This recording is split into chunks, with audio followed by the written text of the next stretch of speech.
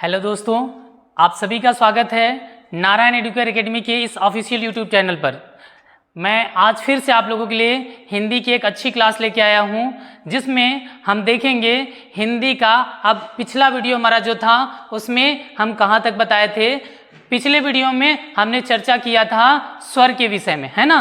पिछले वीडियो में हम चर्चा किए थे स्वर के विषय में, तो बताए तो उसमें स्वर को किन 5 आधारों पर बांटा गया है वो अच्छे से हम देखे थे।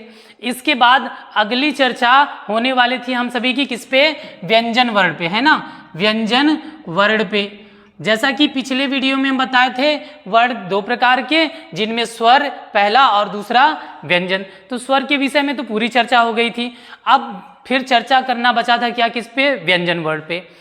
व्यंजन वर्ण की परिभाषा अगर हम देखें तो हम कह सकते हैं कि वे वर्ण जिनके उच्चारण में हमको अन्य वर्णों अर्थात स्वरों की सहायता लेनी पड़ती है वो व्यंजन वर्ण कहलाते हैं। या हम ये भी कह सकते हैं कि जो स्वर ध्वनियाँ तो स्वतंत्र रूप से बोली जाती है, लेकिन व्यंजन इसीलिए डिवाइड कर दिया जाता है अलग है स्वरों से कि जिन ध्वनियों को स्वतंत्र रूप से उच्चारित नहीं किया जा सकता वो क्या होती हैं, व्यंजन ध्वनियाँ, या उन्हीं का लिखित वर्ण रूप क्या कहलाता है, व्यंजन वर्ण कहलाता है।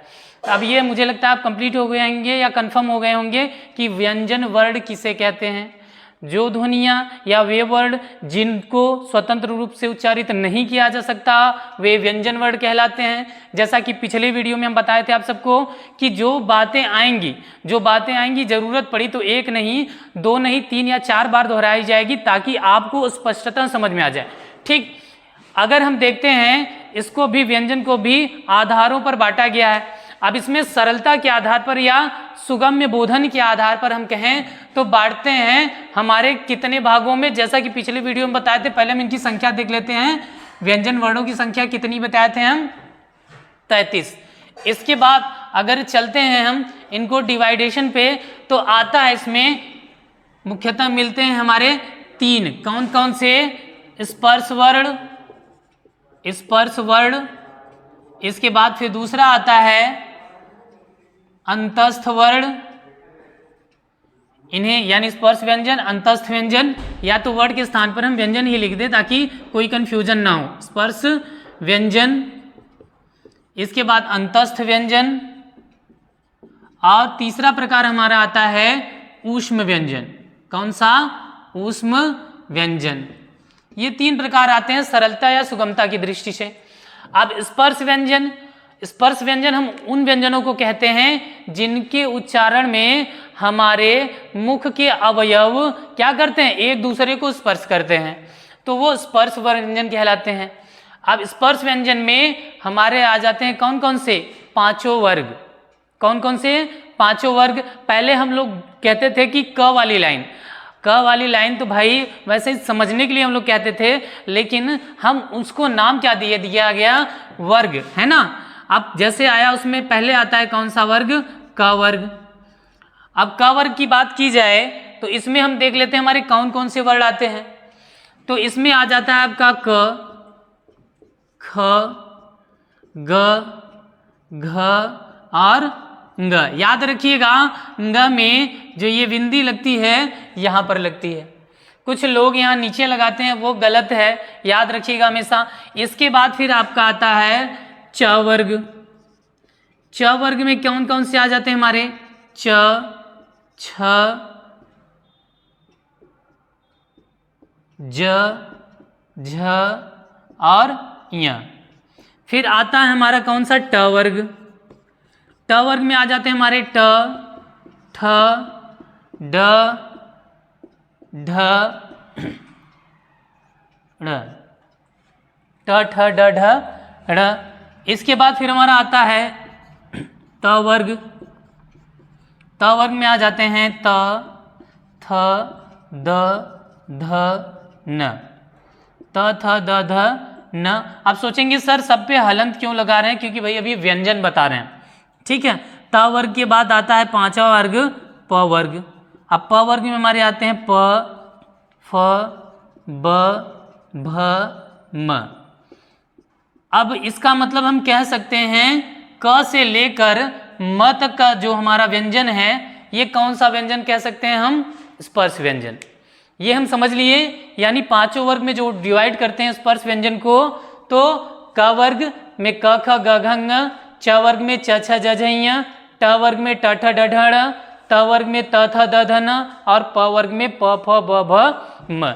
यानी हम समझ गए कि स्पर्श व्यंजन में हमारे पांचों वर्ग आते हैं, क से लेकर म तक के। ये सारे हमारे वर्ण आ जाते हैं किसमें, स्पर्श व्यंजन में। इनकी संख्या कितनी हो गई, सभी में 5-5 हैं, तो यानी 25 हो गई। इसके बाद अंतस्थ व्यंजन जो हमारे हैं, इनकी संख्या हम बताए हैं 4 है।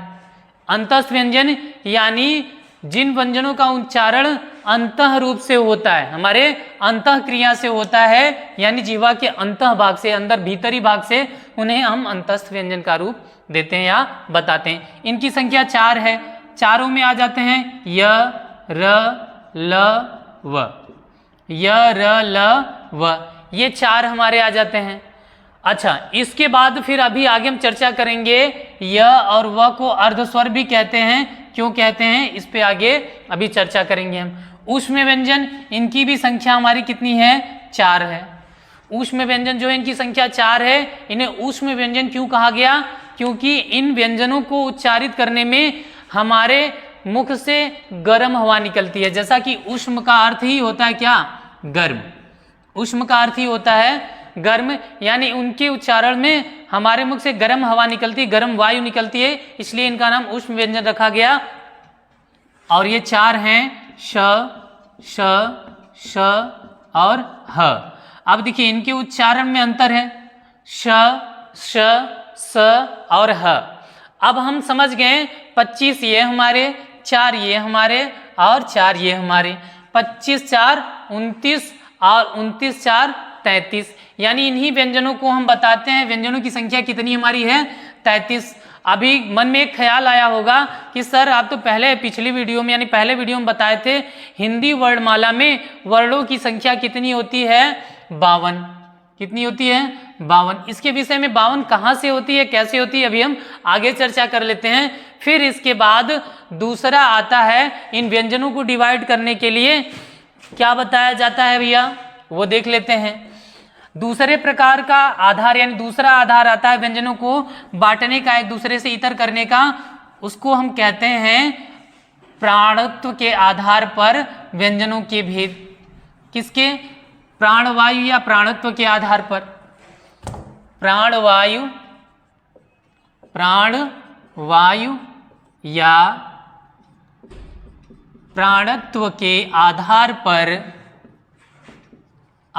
पर व्यंजन भेद, है ना। यानी प्राणवायु या प्राणत्व के आधार पर व्यंजन भेद। अब इसमें हम देख लेते हैं, सोचते होंगे प्राणवायु क्या है, कहते हैं भैया ये जो शरीर है 5 रत्न से मिलकर बना है ना, क्षिति जल पावक गगन समीरा। समीरा यानी हवा। प्राणवायु, अगर हमारे मुख से या हमारी पूरी बॉडी से प्राण खत्म तो हम सब खत्म। लेकिन हम देखते हैं उसी आधार पे इन व्यंजनों को भी डिवाइड किया गया। तो प्राणवायु के आधार पर 2 प्रकार बताए गए। कौन कौन से इसमें आते हैं, 2 प्रकार में। पहला आ जाता है आपका अल्प प्राण व्यंजन, और दूसरा आ जाता है आपका महाप्राण व्यंजन, है ना। अल्प प्राण व्यंजन और महाप्राण व्यंजन।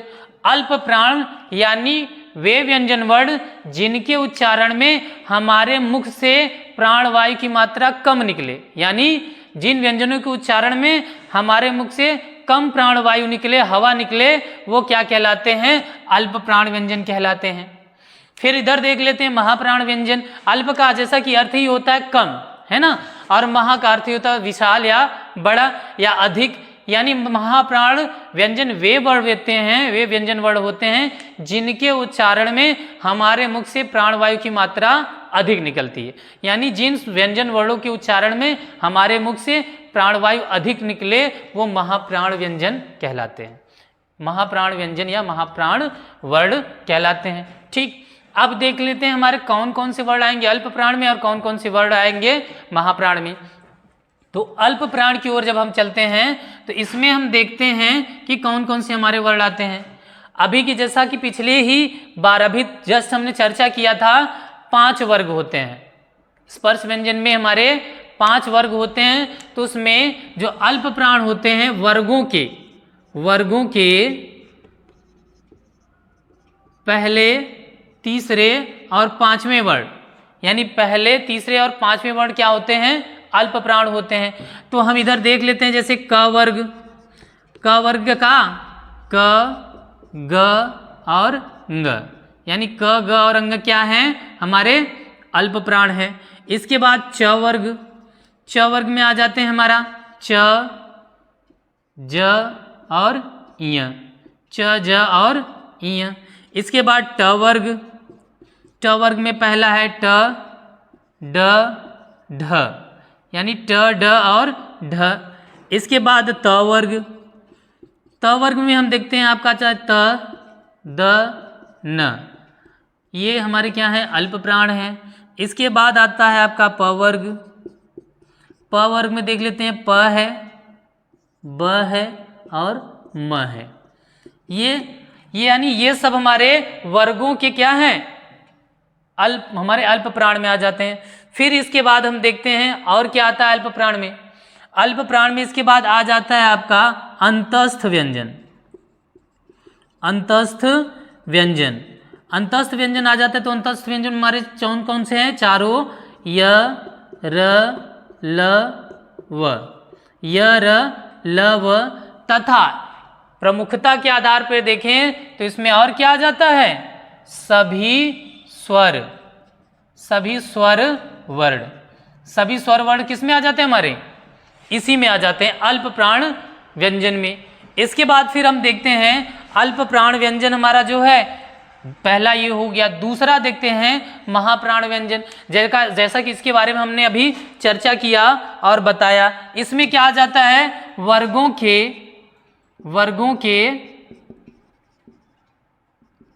कौन कौन से बचे?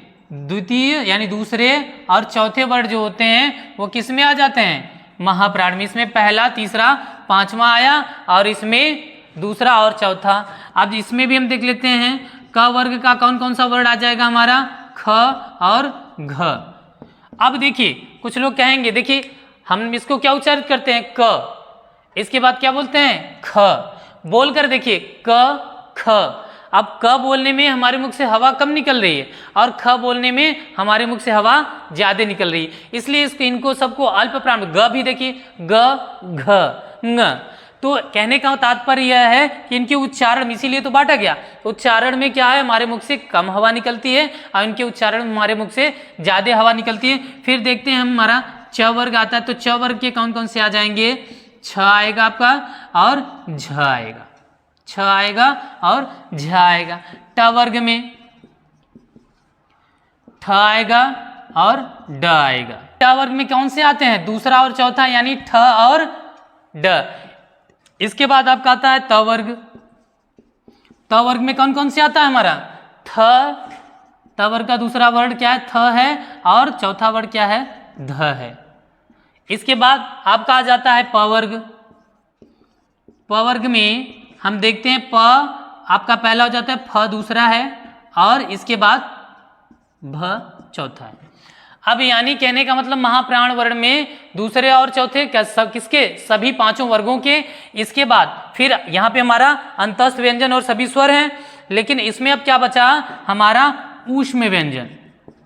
ऊष्म व्यंजन जो होते हैं हमारे चारों, श, श और ह, ये चारों आ जाते हैं हमारे किसमें? महाप्राण व्यंजन में, यानी महाप्राण वर्ण में। आशा करते हैं आप सब देख लिए होंगे। इसमें अल्प प्राण व्यंजन में क्या आते हैं? पहले, तीसरे, 5वें कौन से? वर्गों के। इसके बाद हमारा अंतस्थ व्यंजन, फिर सभी स्वर वर्ण किस में आते हैं? इसी में आते हैं। अब महाप्राण व्यंजन में हमारे वर्गों के दूसरे, चौथे वर्ण, इसके बाद ख, घ, छ, झ, ठ, ड, ध, थ, ध, इसके बाद फिर आपके फ, भ और श, श, ह। आशा करते हैं ये समझ गए होंगे आप लोग अल्प प्राण और महाप्राण। फिर इसके बाद दूसरा आधार, अगला आधार क्या माना जाता है? व्यंजनों को डिवाइड करने के लिए फिर अगला आधार बताया जाता है कि हमारे घोषत्व के आधार पर वर्ण के भेद। किसके आधार पर? घोषत्व के आधार पर वर्णों के भेद। वर्णों कौन से? व्यंजन वर्णों के। अब घोषत्व कहने का मतलब यह है कि घोष का अर्थ ही होता है क्या? कंपन। घोष का अर्थ ही होता है कंपन। उसको भी हम लोग देख लेते हैं। यानी घोषत्व के आधार पर व्यंजन वर्ण के भेद, है ना। घोषत्व के आधार पर व्यंजन वर्ण के भेद, तो इसमें हम देख लेते हैं। इसमें भी दो प्रकार से बांटे गए, यानी इसके दो भेद बताए गए घोषत्व के आधार पर भी, जिनमें पहला आ जाता है आपका अघोष वर्ण, अघोष वर्ण, और दूसरा आ जाता है सघोष, सघोष, या इसी को सिर्फ किस नाम से भी बुलाते हैं? घोष वर्ण। क्या बोलते हैं? घोष वर्ण।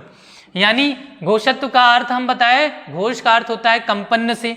यानी हम कह सकते हैं जिन व्यंजन वर्णों के उच्चारण में, अ का अर्थ ही होता है नहीं, घोष का मतलब कंपन, जिन वर्णों के उच्चारण में, जिन व्यंजन वर्णों के उच्चारण में हमारे स्वर यंत्रों में कंपन नहीं होता, वो कौन से वर्ण कहलाते हैं? अघोष वर्ण।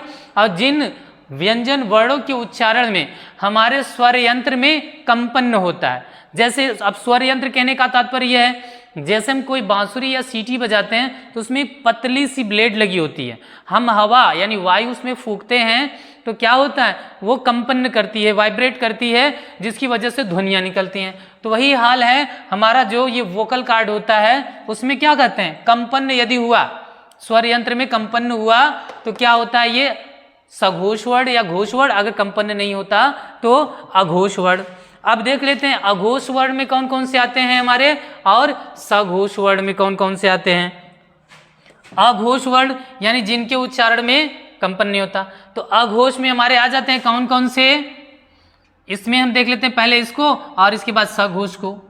तो सघोष और अघोष जो होते हैं हमारे, जो अघोष और सघोष होते हैं उसमें यानी क वर्ग का देखते हैं तो आ जाता है, इसमें क्या होता है? वर्गों के पहले और दूसरे वर्ण आते हैं। इसमें वर्गों के पहले और दूसरे वर्ण, और इसमें कौन कौन से आते हैं? वर्गों के तीसरे, चौथे, पांचवें वर्ण। यानी तीसरे, चौथे और पांचवें वर्ण आ जाते हैं किसमें? सघोष में।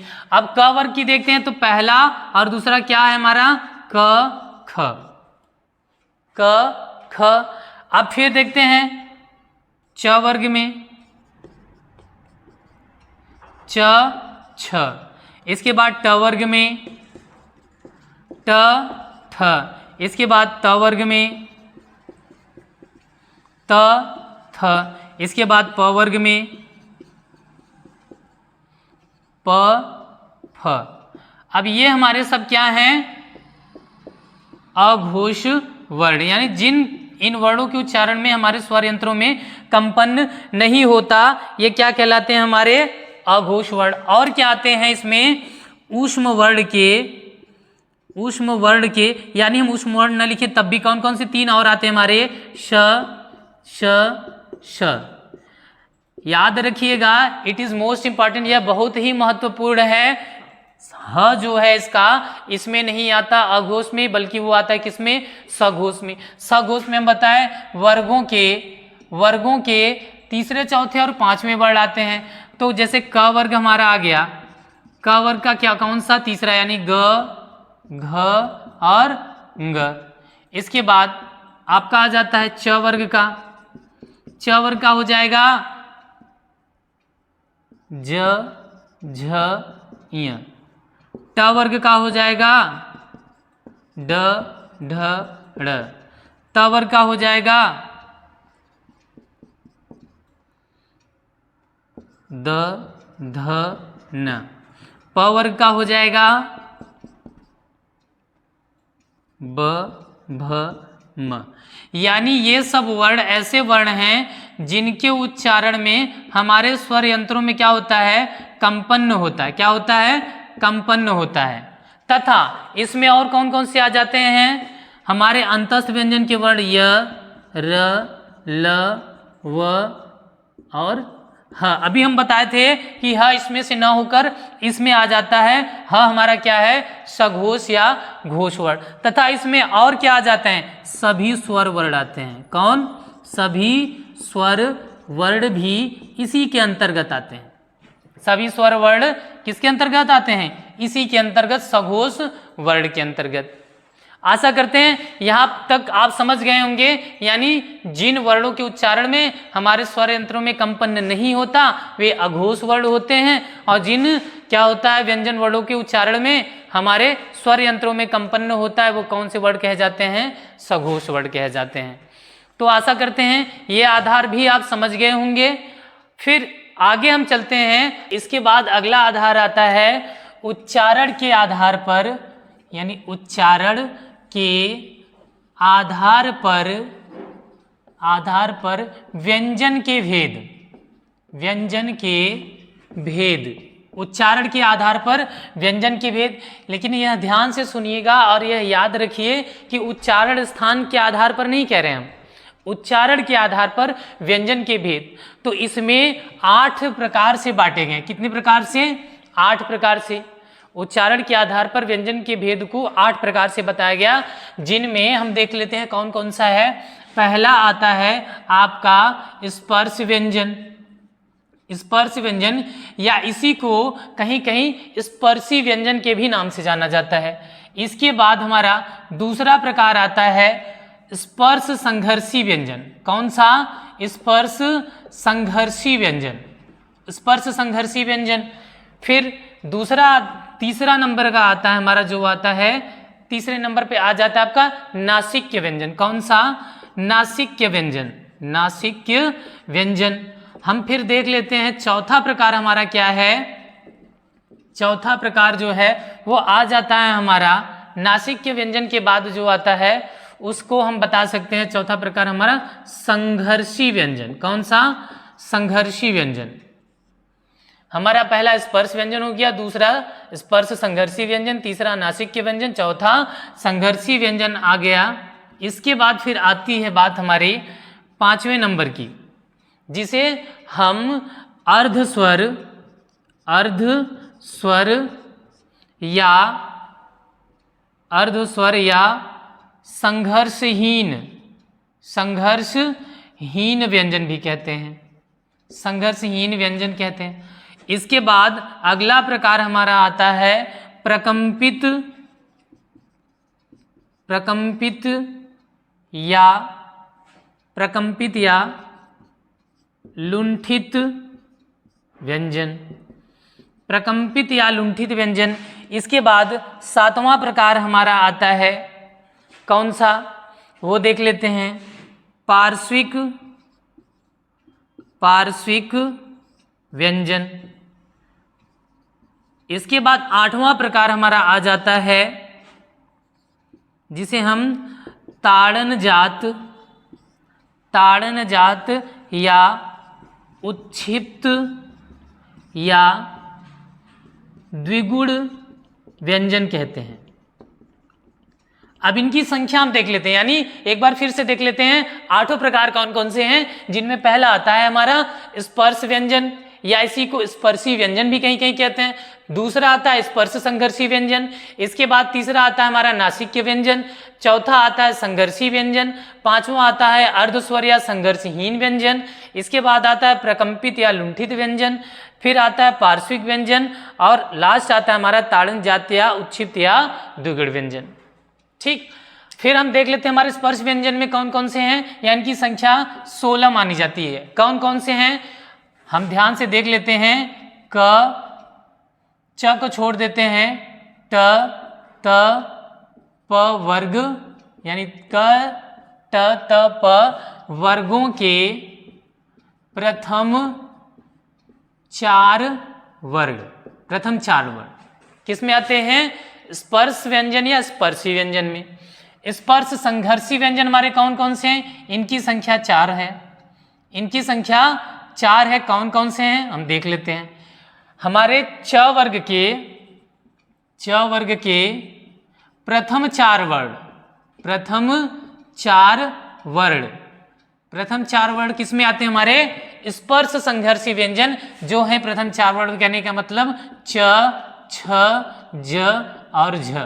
कभी पूछ ले आपको स्पर्श संघर्षी व्यंजन कौन से होते हैं तो भ्रमित मत होइएगा, हमारे यही 4 हैं, च, छ, ज, झ।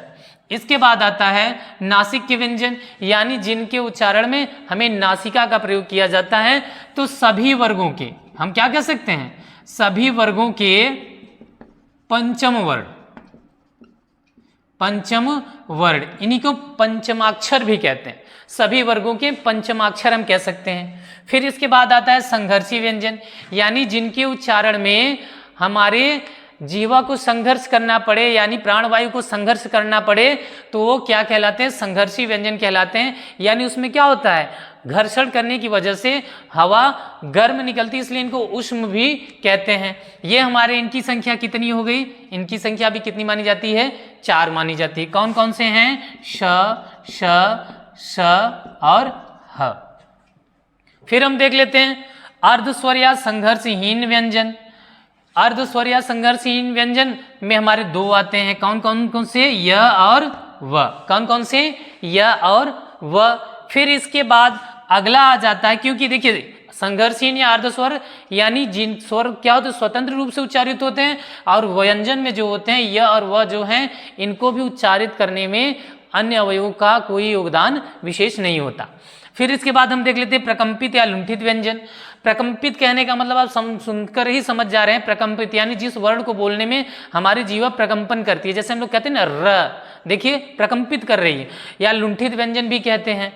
ये कौन सा वर्ण है हमारा? एक वर्ण आता है, इसमें 2 है ना, ये क्या है? कौन सा? र। इसके बाद आता है पार्श्विक व्यंजन। पार्श्विक व्यंजन, पार्श्व का अर्थ ही होता है, क्या होता है पार्श्व का? यानी बगल, है ना, बगल। यानी जिनके उच्चारण में हमारे जो प्राणवायु हैं वो हमारे दोनों जीवा के बगल, यानी जो दोनों साइड है गाल के, वहां से वायु निकले, तो वे व्यंजन कैसे कहलाते हैं? पार्श्विक। अब पार्श्विक व्यंजन की संख्या भी 1 है, जिसे हम ल कह सकते हैं। इसके बाद ताड़नजात या उच्छित या द्विगुण व्यंजन कहलाते हैं।